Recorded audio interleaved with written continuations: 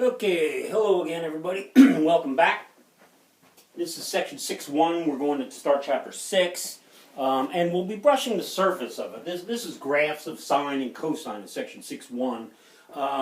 And whereas I'd be remiss to not put graphs of the trig functions in a pre-calculus class at all, these days, however, with calculators, we're not going to go into as deeply into this subject as we would because you have a calculator. But anyway, you have to know some things, regarding the graphs. That's where we start. And so if I draw a coordinate plane, there's a coordinate plane. And here the x-axis is actually going to be theta. And we'll put it in degrees. So this is 0 degrees. And I'm going to go to 360 degrees. And so I want to cut my the positive x-axis appropriately. So that's 180 degrees. Here is 270 degrees. Here is 90 degrees. And I'm going to graph f at x equal f at theta. F at theta equals sine theta. And if you recall, we have something at 0 degrees, sine is 0 at 30 degrees, the sine is a half at 45 degrees, the square root of 2 over 2, which by the way is 0.707. At 60 degrees, it's a square root of 3 over 2, 0.866, and at 90 degrees, it's 1. So I'm just going to plot those points. Here we go. There's 0, 0. Let's see, if that's 90, right in around here is 30, and, I forgot. I'm going up to 1 and down to negative 1, because the sign of, the range of the sign is 1 to negative 1. So 30 degrees around here, and there's about a half, that's the point 30 degrees, a half. 45 around here, that's the point 45 degrees, 0.707. 60, point is, that's the first quadrant. That's what the first quadrant graph of the sine looks like. And if I continue this through the next quadrants, well, it would be, there's the first two quadrants, coming back down in the second quadrant. Here's sine of maybe 150 degrees or so, that's a half. And then, as it goes in the third quadrant, which is right here, it will go down. And at 270, as a matter of fact, it's at negative 1. This is 270 degrees, negative 1. That's the point. And then, back up to 360. And there we have it. That is one, it's called one period of the graph of sine.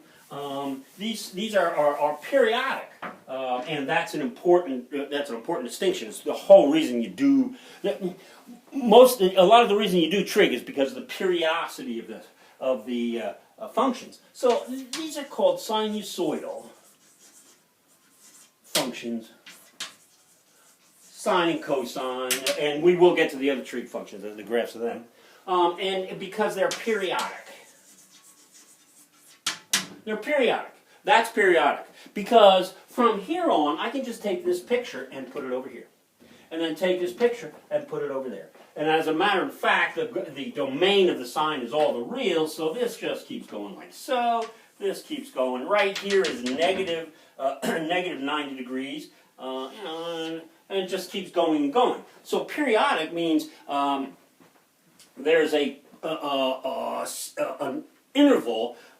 There's an interval on the x-axis in which this thing does one period, and every other interval then it repeats. It repeats itself periodically. And in this case, the period of f of x equals sine, f of theta equals sine theta, the period is 360 degrees. Sorry about that. 360 degrees. And I made a faux pas there, a little Freudian slip, because I said 2 pi. Calculus. Here's where we're thinking these days. In pre-calculus, we do a lot of thinking in degrees, but in calculus, you'll be going to radians. It's just natural. So there is one period of the sine function, and on the same graph, I'm going to put the cosine. F of x equals, okay, here we go, f of x equals cosine theta. Cosine of 0, if you recall, is 1. Cosine of 90 is 0. Cosine of 180 degrees is negative 1. 270, we're back to 0. 360, it's back to 1. There is one period, I mean it's continuous. Here is one period of the cosine function. Yeah, right there. Right, yeah. That's one period of the cosine function. I hope you can see that in red. Maybe I'll... One period of the cosine function. And again, it's periodic, meaning I can take this picture and just move it over here. The cosine function just keeps going this way, forever and ever. One period of cosine function. And please note, somewhere along the line, we had an identity. Sine of theta, let's put cosine of theta. Cosine of theta equals sine of 90 minus theta. Theta minus 90 degrees. And so all we're doing is, this is a phase shift. All we're saying is we could take the sine function, the white one, and move it over 90 degrees, and we'd have the cosine. So that's the co-function. It's called the co-function identity. Now, we do stuff to this, and here's where we're, I'm just going to mention things because of calculator, because you have a calculator. Traditionally we would get much more involved in this particular subject coming up, and that's the sinusoidal functions, characteristics of them, I suppose. Well, let's do this.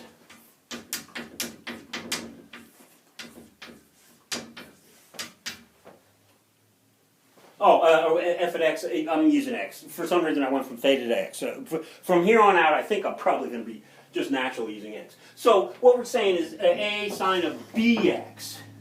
Here, before we just had b was 1 and a was 1 as well. It was just sine of x. So, but a here is called the amplitude. And when you do your graph, that's how high and low. This is the range. It's how high and how low. We'll go low to high. Low to high.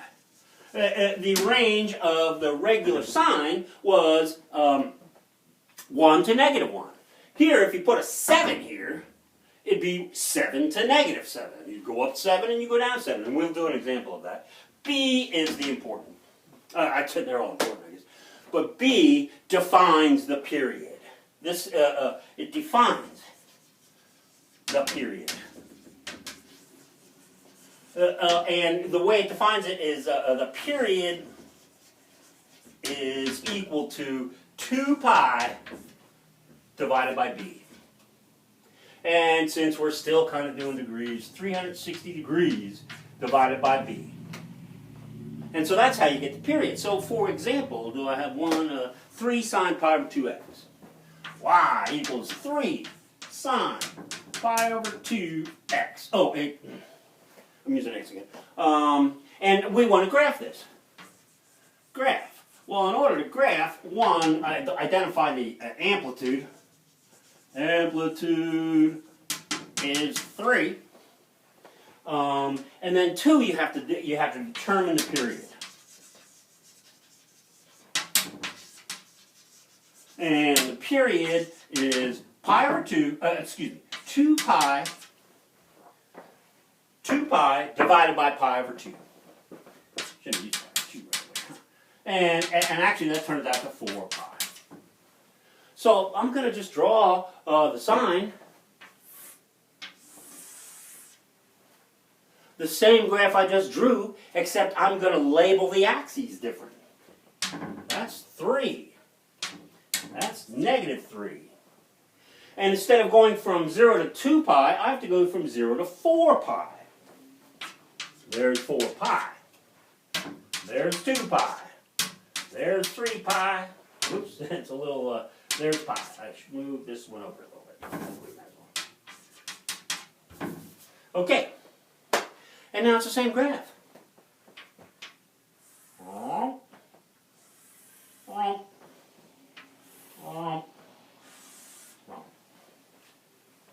Y equals 3 sine pi over 2x. Please verify that on the calculator. It's going to be much more valuable to you to get good on a calculator than actually do this at hand.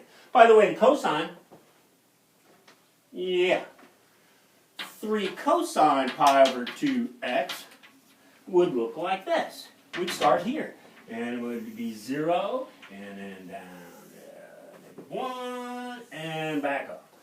That is one period of those graphs. I think the homework is asking you to do 2 periods, so you just continue this for another period. Okay. 2 more. We're not going to get into these at all. I'm not even asking you to do them on the final, but this is part of pre-calculus. It's called phase shift and vertical shift. We'll do phase shift first. Phase shift, and then vertical shift. And I'm just going to write an equation like that, shift. Only y equals a, we use small letters, a, sine, whichever trig function here, we use, right now we're sine or cosine, bx plus c, or minus c, plus d. And here's where we go. We're back to graphing where a is amplitude, b is phase, b is period, and actually b determines the period. The period is 2 pi over b. C then, you notice is negative, is a vertical. It's a phase shift. We're just moving them. We're picking up the whole graph and moving, or you could change the axis if you want.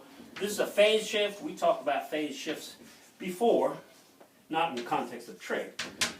And then D would be this just moves it up and down. Vertical shift.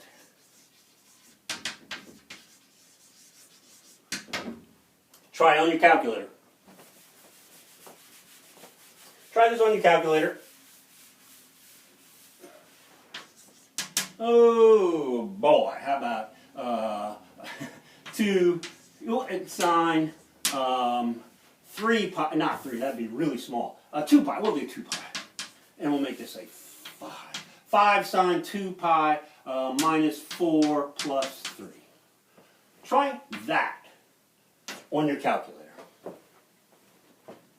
And again, the course itself, we'd be doing this by hand. But you have calculators. Okay, well, good luck. See you again.